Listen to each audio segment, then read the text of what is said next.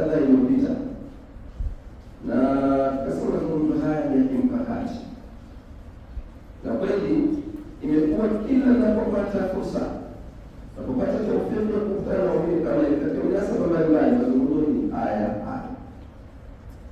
hayajawahi kubadilika, kwa sababu tumeyaita ni ya kimkakati, na jambo lolote likishakuwa ya kimkakati inakuwa na usulubu tofauti na yale ya kawaida yasiyokuwa ya kimkakati.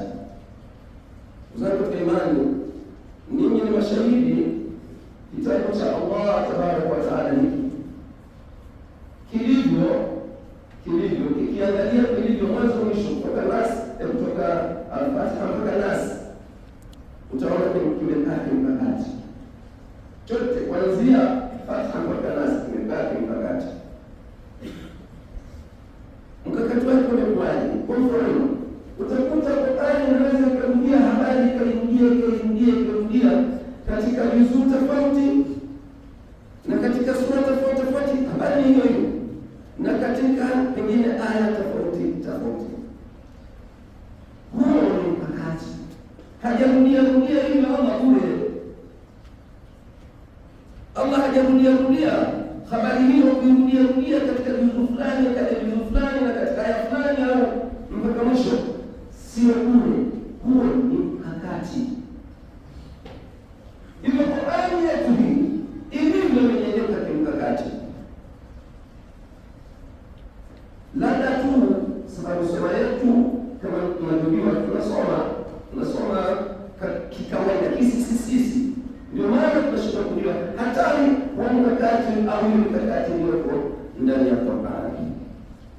Kwa hiyo mazungumzo yangu yalikuwa ni mazungumzo ya kufia njiani. Hicho ni kipengele kimoja kidogo katika mambo mengi au vipengele vingi vilivyoko ndani ya kitabu cha Allah ambayo yanatakiwa yaeleweke kimkakati.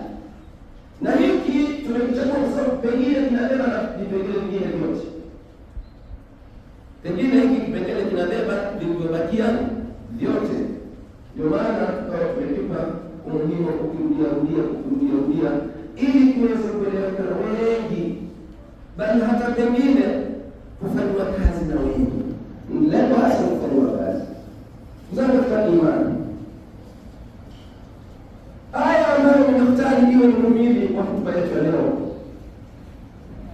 na pengine kabla sijainukuu aya hii, kumbukeni neno kuna maneno matatu yanayofanana katika lugha ya Kiarabu. Yana maana moja.